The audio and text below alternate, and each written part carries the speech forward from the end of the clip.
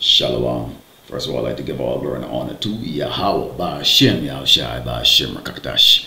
Double honors to teachers, elders, and the voice of great millstone. Likewise, brothers putting out the truth, faithfully, fearlessly feeding sheep, and you brothers and sisters that are tuning in. Shalom. Today's lesson is titled, Don't Expect Compassion or Mercy from Us in the Kingdom to Come, Esau. That's right. Right after the Lord has devastated your cities and destroyed Great Babylon, America, it is going to be time for a change, time for a new world order. Let's go into the book of 2 Ezra 6 and start verse 7. And it reads, Then answered I and said, What shall be the parting asunder of the times? Or when shall be the end of the first and the beginning of it that followed? And he said unto me, From Abraham unto Isaac, when Jacob and Esau were born of him, Jacob's hand held first the heel of Esau. For Esau is the end of the world, and Jacob is the beginning of it that followed. For those of you who don't know, Jacob is the 12th tribe of Israel, us so-called blacks, Native Americans, and Latinos. And Esau is the Edomite, okay, the so-called white people that are right now ruling the world. But as you can see, there's always been enmity between the two tribes, okay? There's always been enmity between Esau and Jacob. And right now, we are in the trailing times of Esau's wicked rulership. Okay, these are the days that Esau has dreaded his entire time because he knows this is the time where the Lord is going to bring him down. But let's go into the book of Luke, chapter 16, and start in verse 19, because this parable that the Hamashiach told, okay, about Esau and Jacob, really, it's about Lazarus and the rich man, which Lazarus represents, us, so-called blacks and Americans, Latino, the true biblical Hebrew Israelite, and the rich man is Esau. Now, when you read this, okay, you can see that, Esau, the Edomite, the so-called white man, despite him being exceptionally wicked, evil, oppressive, okay, vile, he expects that we will not do the same to him and will show him mercy. And it reads, There was a certain rich man which was clothed in purple and fine linen and fared sumptuously every day. They have the best of everything, living it up.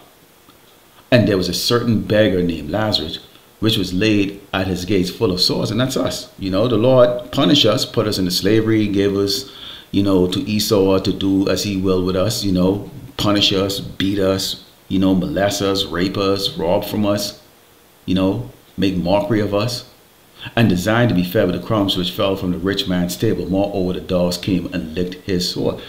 Jake's had that mindset, desiring to be like the oppressor. I mean, we all at some point in time, before we came into the truth, understood who we are.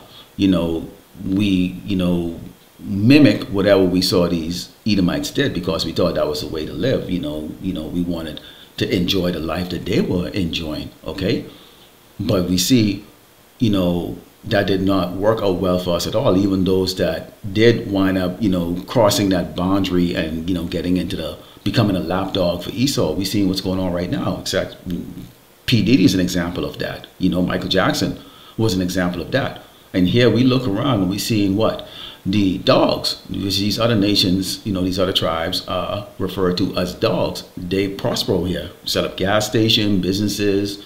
Esau is not shooting them down in the street. They get to get all the nice positions here in Great Babylon, America, while we just, we just look on, desiring, when it's our time, to rise to the top, when it's our time to enjoy the fruits of our labor. And it says, and it came to pass that the beggar died and was carried by the angels in Abraham's bosom.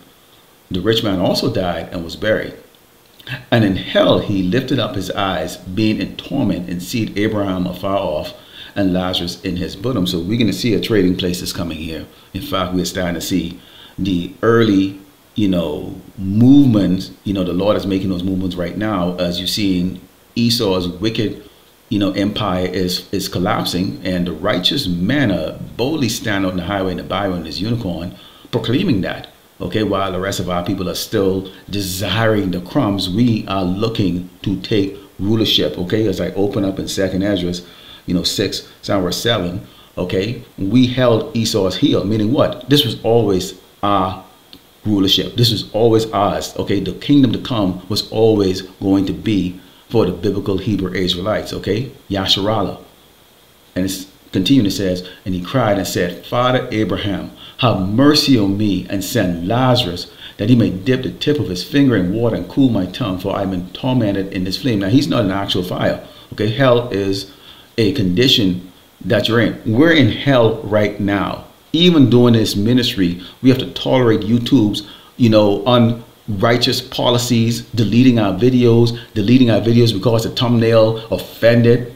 When the thumbnails of Jacob doing foolishness, or these other people doing foolishness, doesn't get their video deleted. Okay, but this is how Esau is trying to wear out the saints. Okay, but we are very resilient. But this man has the audacity. This is what really pisses me off, and I know it pisses off you, brothers.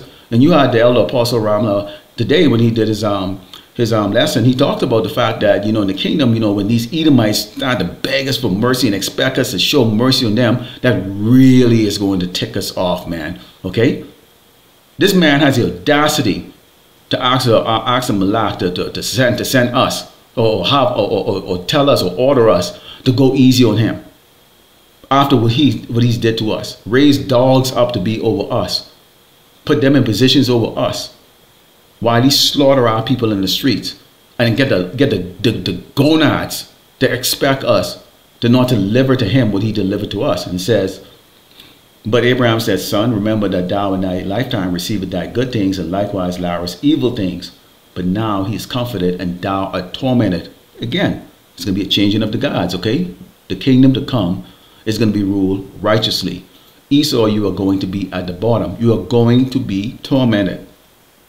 How bad? We're going to go into that. It says, and beside all this, between us and you, there is a great gulf fixed, so that they which would pass from hence to you cannot, neither can they pass to us that will come from thence. Okay, so there's going to be a great disparity of how Esau is going to be living and how Jacob is going to be living in the kingdom to come. We're going to be immortals, okay, because we are going to have, the laws infused into our body so that we don't ever go off on sin. So we are going to be living forever, okay. We're going to be righteous. Esau, in the meantime, you're going to have to go through 1,000 years, okay, of torment, okay, and pain. Okay, let's go into the book of Hebrews 12 and starting with verse 16, because need we remind you of who this man really is? Need we remind you, Esau, of who you are? See, we know who you are. Our eyes are open to you. You can't bullshit us anymore, okay? Your policies have no impact on us. Yes, we will obey your law to a degree, okay, to a degree, because we are commanded to. But there is a boundary we will not cross, and one of those is going to be the MOTB, okay? It says, lest there be a fornicator or profane person as Esau the Edomite, the so-called white man, who for one morsel of meat sold his birthright.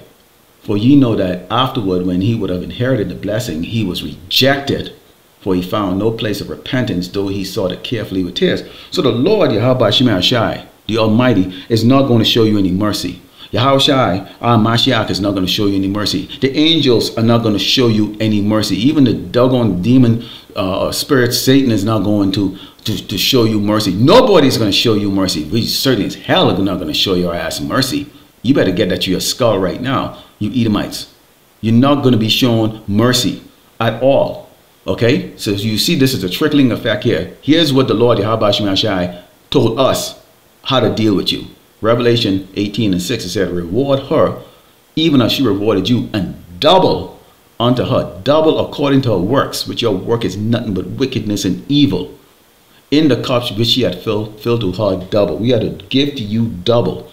Now, there are things that we don't know what this doggone so-called white man has done to us. We only can see what he's put in his picture book, in his documentaries, and how they sugarcoat it and try to make it, oh, it was a long time ago, as if like, they're going to change and they have the choice of changing and making us, equal to them or whatever the case is like that, which is why you see they set up, certain jakes to go do that civil rights movement. You don't have the power in your hand, Esau. Second Ezra is already, okay, displace that doggone myth of you, okay, being the one that is going to give us any type of grace or glory or whatever, or elevate us. Okay, it has already been determined that we are going to be the inheritors of the kingdom to come. Okay, but we are going to dish out some serious torment to you in the kingdom to come. Okay, continuing here, this is Job 30:8, and it describes you among, it says, verse 7, among the bushes they braid under the nestle, they will gather together. You're nothing more than doggone animals, hairy beasts, and that's exactly what you're going to go return to. They were children of fools, yeah, children of base men. They were vile, V-I-L-E-R, down the earth. Let's take a look at the ordinary dictionary and see what the word vile means. And it means extremely unpleasant, foul, nasty, unpleasant, bad, disagreeable, horrid, horrible, morally bad, wicked. See that? That's the Edomites, you so-called white people, okay? You're all of that. You're vile. So why in the hell would the righteous be showing you anything but what you have shown to us, which is going to be what? Absolute hate, okay? See, in the kingdom, Esau, you're going to have to keep the laws. You're going to be brutally worked to death, okay? Continuously scorned, not only by us, but also the other tribes who are going to look and realize the reason why they're serving hardcore, brutal slavery is because they follow your doctrines, okay? You're going to be constantly threatened. I mean, constantly under threat. Your life is not going to be guaranteed, Esau, in the kingdom, okay? Uneasily, continuously uneasy. Why? Because at the conclusion of 1,000 years, you will be wiped out of existence. No sodomy will be allowed, okay? Which you are a natural sodomite. This is your empire, Great Babylon, America, which is spiritually called Sodom and Egypt, okay? And since you like to slave people, okay, into the ground, you too will be slaved into the ground, okay? Except you will not be able to be a sodomite, okay? You will be a base to your natural state, which is Captain Caveman, okay? Or Private Caveman, and you will be intensely abused. I cannot wait till we get into the kingdom to start exactly what the Lord has commanded us to do, which is to give you double. Let's close with the book of Proverbs 29 and start verse 27. It says, an unjust man is an abomination to the just. So right now, you're an abomination to us. And that's why, okay, in the kingdom, you are going to have 1,000 years of order. You will have to follow the orders that's given to you. You will have to keep the Sabbath. You will not be eating abominable food. You will not have any position of power or authority to be able to influence anybody. You will be at the bottom. An unjust man is an abomination to the just, and he that is upright in the way is an abomination to the wicked. Because we are upright in the way right now in your wicked time of rulership, okay, we're an abomination to you. But guess what? There ain't a damn thing you can do about it, because what? It's already been written, okay? Esau is the end of the world, and Jacob is the beginning of it that follow. Right now, you are at the end of your rulership, and the beginning of ours is soon to come to pass. Okay, Lord willing, the elect was edified at the close by giving all glory and honor to Yahweh, Ba'ashem, Yahushai, Ba'ashem, Kakadash, Shalom. No mercy, Esau, none.